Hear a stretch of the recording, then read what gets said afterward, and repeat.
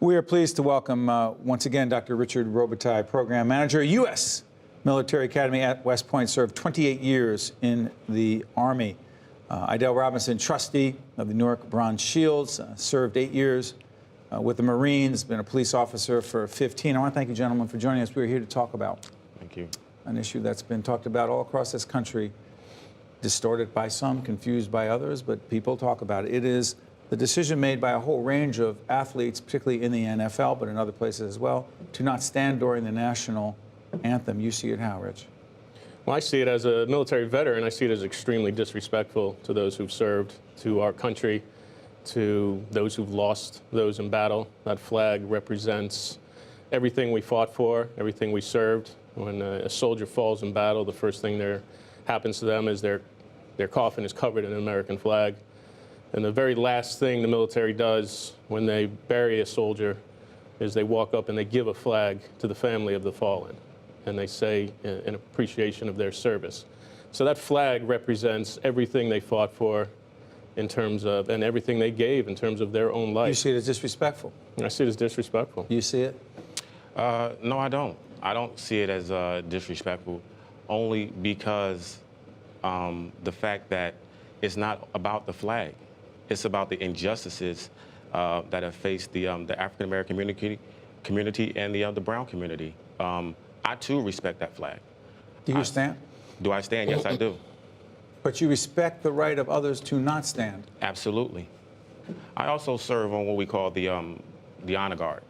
So I too have had the unfortunate pleasure of carrying those to their last and final resting place and presenting that same flag to people who are in bereavement because of the sacrifices that the men and women have offered and gave. We go by a model that all gave some, but some gave it all. Can you understand some saying, Rich, that is what makes our country, respectfully, I happen to stand as well, but there are many who would argue that is what makes our country great, is the right not to stand. Well, I believe in freedom of speech just like anybody else. Is that a peaceful form of freedom of speech? Well, not in this particular case, especially with the NFL players. Peaceful? You know, the First Amendment protects citizens against the government infringing on their First Amendment rights. These NFL players are employees, and they are being paid a great deal of money by people who are paying to go watch a game. They're employees, and any employee has to follow the rules of their employer. Does that employment and that payment take away your right to? They don't have a right as an employee to impose their political will on those who are paying to go there for some other purpose. People are paying money to watch a game. They're not paying there to go to a political protest.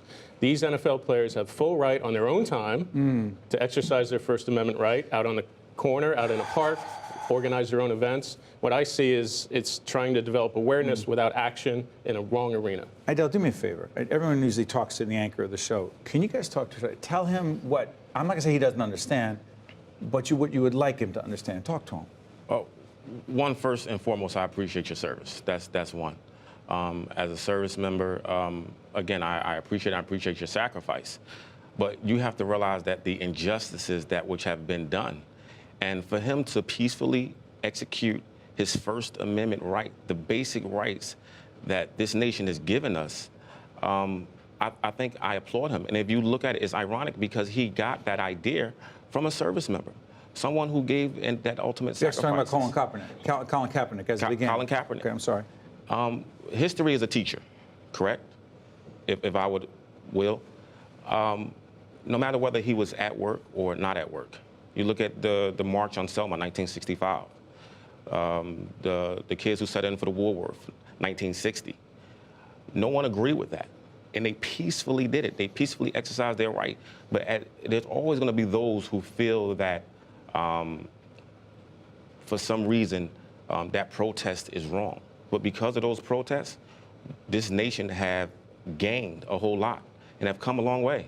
Rich, go ahead. Well, I agree with those. You're mentioning what I just said. They are taking an arena in which is an employment issue. It is not out in the public. They are not out on their own free time. They are employees, and they have to follow the rules. They do have their First Amendment rights, but not in that particular area. You bring up the marches in the Civil Rights era. That's true. Those were in public. People went to those of their own free will. and they drove their awareness into action. Dr. Martin Luther King and all the civil rights leaders drove that awareness to action, and they got laws passed. They politicked all the politicians. They got everything they needed done. This is just awareness without action, and it's self-aggrandizement, in my view. You believe it? You believe that? Absolutely. For people like Colin Kaepernick, whose career is, I don't know if it's over, and I hope it's not for his sake if he's good enough to play, but don't you think that some athletes have suffered because of this? Well, financially. So but how is it self-aggrandizement? Help us understand that.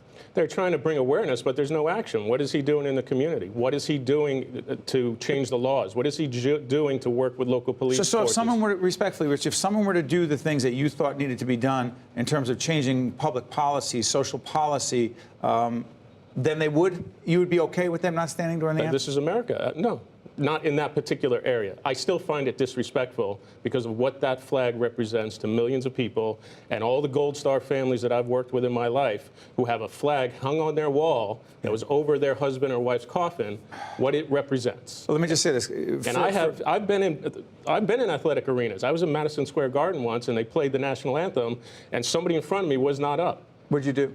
I said, you need to stand up. And everyone around that person said, you need to stand up and respect You need to stand up as opposed to that person having the right. Go ahead, I'm sorry. So I have First Amendment rights as well to express my your opinion. point of view, but okay, That's right. Go ahead. Basically, you're talking about your patriotism to the country, correct? So you feel that standing is patriotic. If it was that patriotic, then they wouldn't be paying, the military wouldn't be paying for them to come out on the field just to, because prior to 2009, they wasn't even coming out in the field to recognize that flag. So what are you trying to say? It's a business deal? So it's a business deal. It's for for millions of us, we do stand, not for money, but because it is our way of showing respect to our country, and the flag's a conduit to that.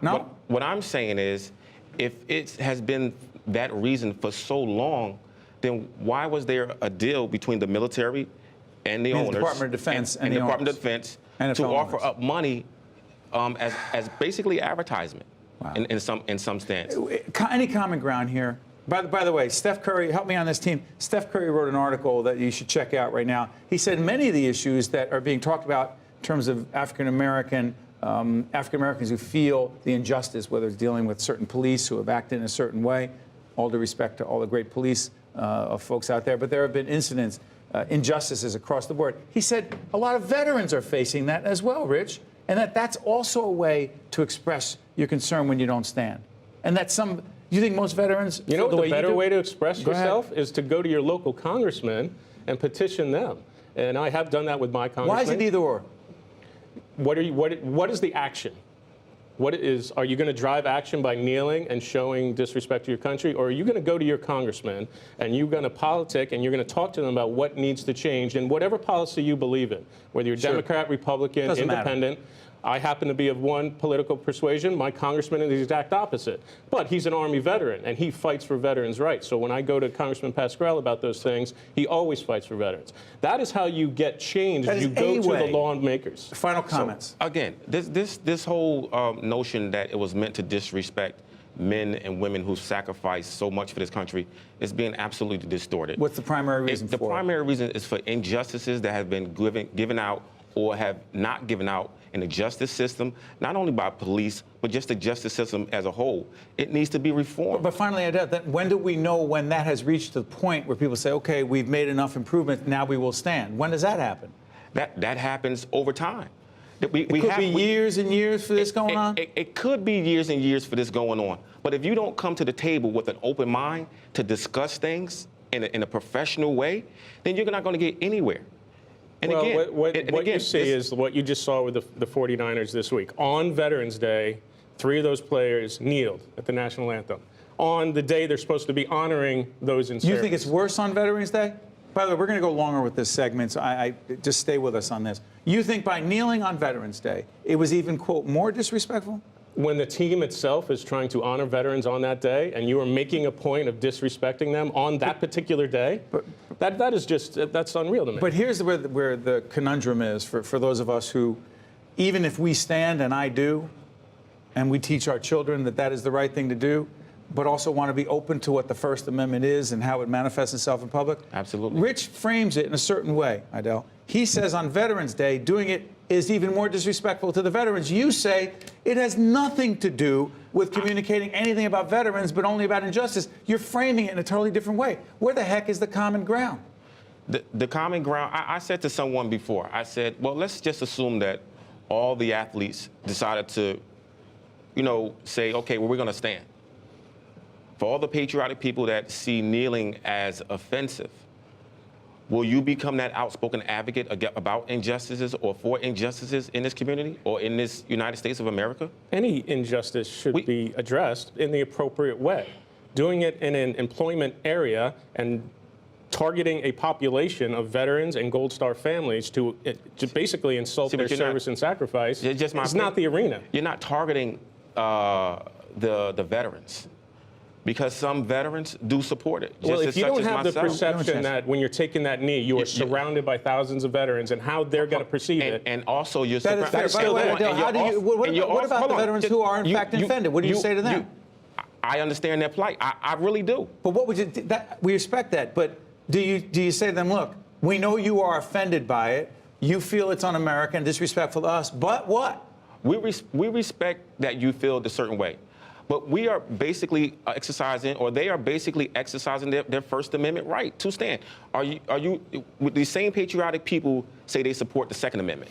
So who is the right to bear arms? The right to bear arms. How is that connected to this discussion? I'm not saying. I'm just saying. What I'm saying is, if you can't say for one amendment you feel strongly we should support, but then you're so patriotic that you're saying no, we shouldn't support this one as well. Rich is not saying he doesn't support the First Amendment. He's saying he doesn't believe it's the appropriate venue place to express. venue. Okay, let me ask you this in the time we have left.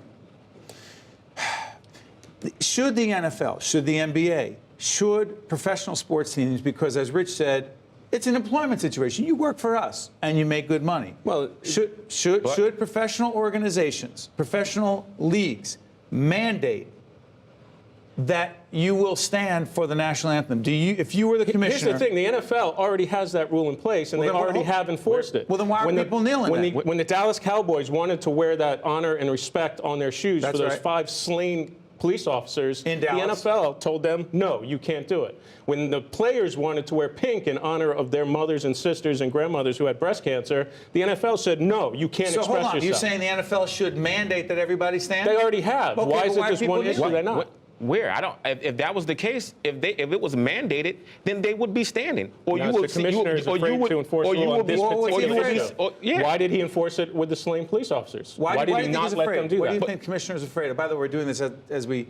The Giants season's over. It doesn't matter. We're doing this during the holidays. We don't got to go there. Okay, I'm sorry. I apologize. I'm a Giant fan, but we wish the best to the Eagles. We're seeing down there get a good draft pick. Okay, but here's the thing. In the minute we have left, I'm going to ask one more time. 2 gentlemen who, by the way, we, on behalf of everyone in public broadcasting, FiOS, and everywhere else we're seeing, we thank you for your service to the Marines, to the Army. The question is, 2 veterans who have given so much to our country see this issue so differently. Is it largely based on the color of your skin that you see it differently than the rest? You think that's the case? No, because everything isn't about race. Even when not everything. Is this largely about race? No, not in my opinion. I don't see it as about race at all. In my experience in the Army, just 2 guys who served who disagree. I just disagree. I've served in combat, and one thing in the Army is, when you're out there, it's everybody helping each other. You only get home, whether you're white, black, Hispanic, you learn to fight together. To Rich, Idell, I promise you we'll continue this conversation off the air and have you back again. We cannot thank you enough for being here and once again for everything you've given to our country. Thank you very much. Thank you. Thank you. State of Affairs with Steve Adubato is a production of the Caucus Educational Corporation, celebrating over 25 years of broadcast excellence. State of Affairs with Steve Adubato is brought to you from the Agnes Veris NJTV studio at 2 Gateway. Funding has been provided by RWJ Barnabas Health. The Terrell Fund, supporting right from the start NJ, PSE&G, Rowan University, Horizon Blue Cross Blue Shield of New Jersey, New Jersey Sharing Network, and by the New Jersey Office of the Insurance Fraud Prosecutor. Promotional support provided by the New Jersey Business and Industry Association. And by New Jersey Monthly, the magazine of the Garden State, available at newsstands.